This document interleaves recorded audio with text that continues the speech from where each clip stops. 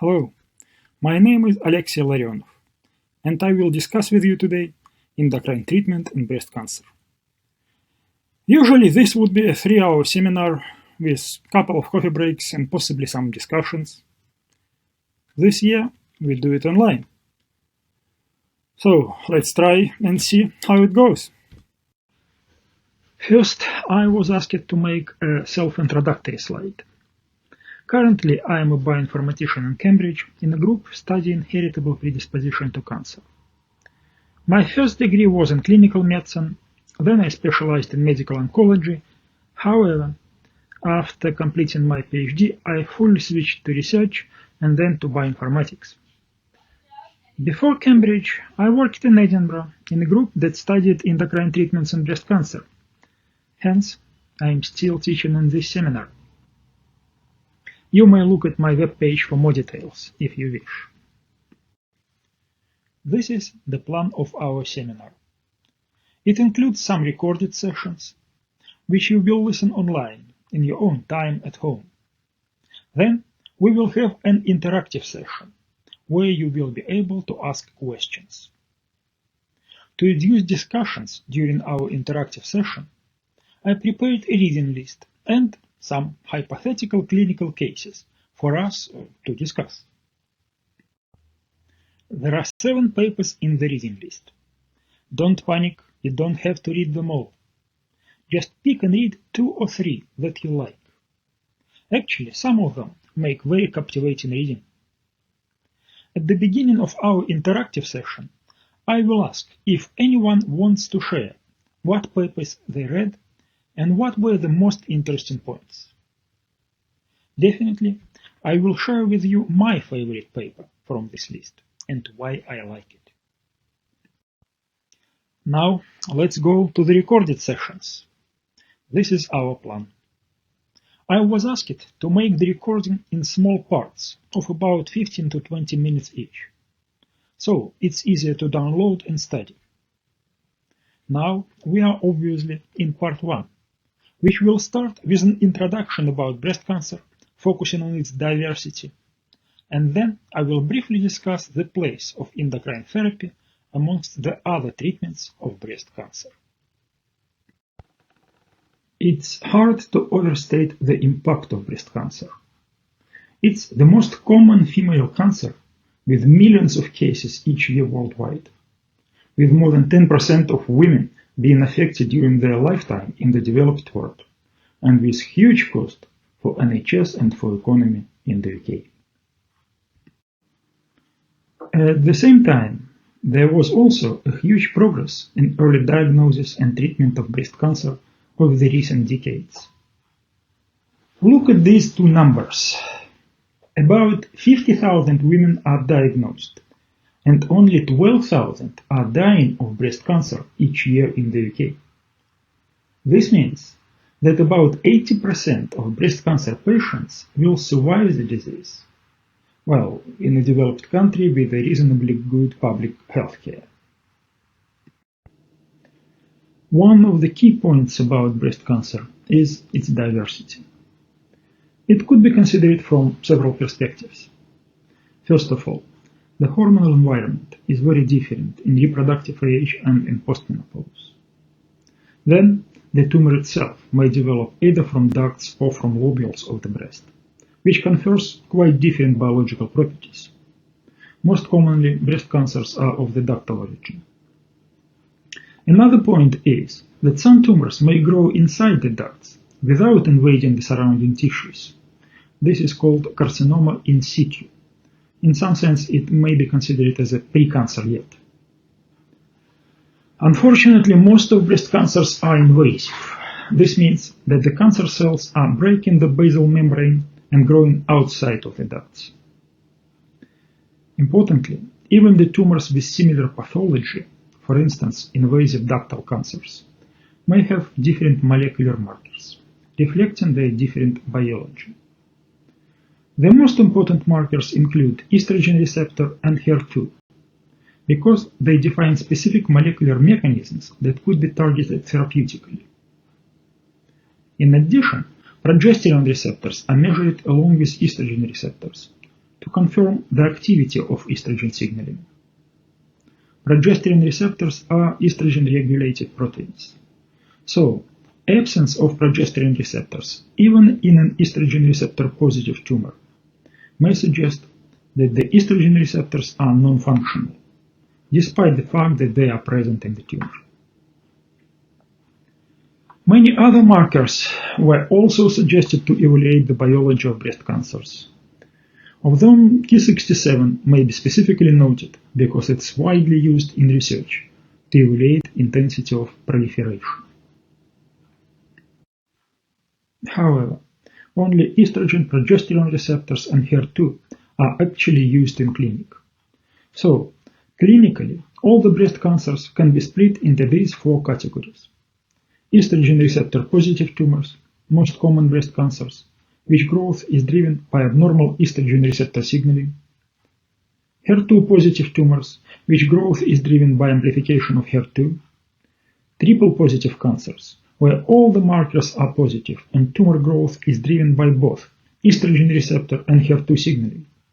And triple-negative tumors, for which we still don't know the molecular mechanisms, and that currently have the worst outcome. Over the last 20 years, new technologies, such as microarrays or next-generation sequencing, have changed the field of molecular biology. For instance, now we can measure activity of all the genes in the tumor at the same time. The results of such genome-wide transcriptomic experiments are illustrated by so-called heat maps, shown on the left of this slide. The heat maps show cases along the horizontal axis and genes along the vertical axis on the plot. Here, the highly expressed genes are shown in red, and low expressed or inactive genes are shown in green. Used together with clever hierarchical clustering algorithms, these heat maps allow to visualize how cancers can be split into subgroups by their gene expressions, such that some of the genes are highly expressed in one cluster, but not in the others. Measurement of whole genome gene expression broadly supported the clinical classification developed earlier on the basis of the three receptors. Except that in the transcriptomic experiments, the estrogen receptor-positive tumors are called luminal, and they are split into two subgroups: the slow-growing luminal A and more aggressive luminal B tumors. The plots on the right are called Kaplan-Meier plots, or just survival curves. They show a percentage of patients surviving after a certain time. The percentage is on the vertical axis, and the time is along the horizontal one. Often, survival curves are used to compare several groups, each starting from 100% at the beginning, and then the quicker decline, the worse the survival. In this specific case, the Kaplan-Meier curves compare survival in breast cancer clusters that have been identified by the heat maps on the left. You can see that survival of luminal A subtype was much higher than in any other subtype at the time. It should be noted that now, after development of HER2-targeted treatments, the survival of HER2-positive patients is much better than shown in these plots. Another approach is to measure not the expression of the genes, but mutations in the genes.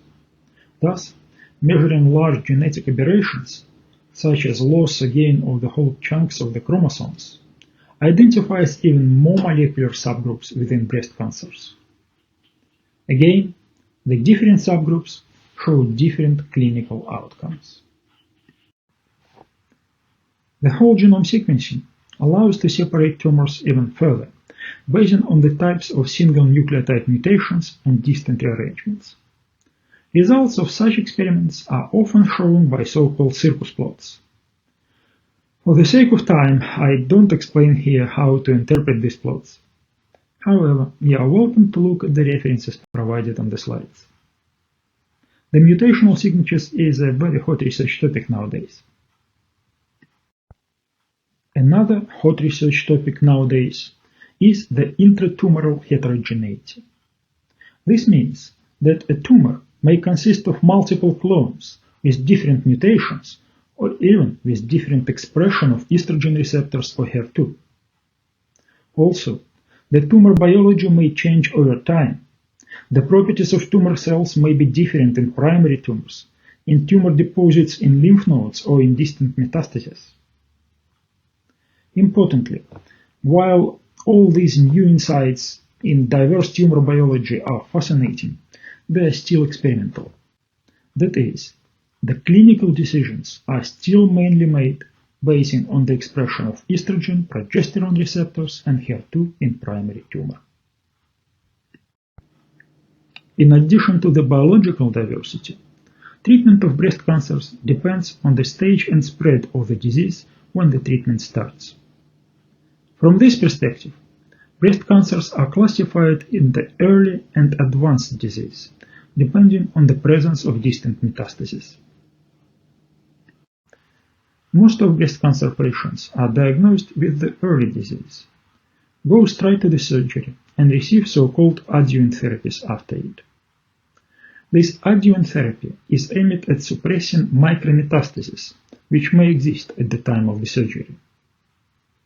Sometimes, if a patient has a large but not yet disseminated tumor, a pre-surgical treatment may be needed to shrink the tumor before surgery. This pre-surgical treatment is often called neoadjuvant. It allows to start treatment as soon as possible if the patient cannot be operated immediately. Also, it may facilitate breast-conserving types of surgery, and it may even be used to predict response to later adjuvant treatments. Finally, the metastatic treatment is indicated to patients with already disseminated disease. Neoadjuvant, adjuvant, or metastatic treatments are usually using the same groups of drugs, but the specific drug and duration of treatment may change if the patient goes to the next treatment setting. Finally, the response to treatments is measured in different ways for the different treatment settings. In summary, it could be said that currently breast cancer is considered not as a single disease, but as a group of several diseases, with different molecular mechanisms and different targeted treatments. So, if I wanted to summarize this introductory session about breast cancer in one word, the word diversity would be a good one. Now, let's talk a bit more about the specific treatments used for breast cancer. As in most other cancers, surgery, of course, is the main method of treatment. The additional methods include irradiation, cytotoxic chemotherapy, hormonal targeted treatments, and other therapies, such as pain control or immunotherapy. Endocrine treatment is indicated to the majority of breast cancer patients. At the first glance, biologically, hormonal treatment may look very intuitive because of the well-known estrogen dependence of normal breast tissue.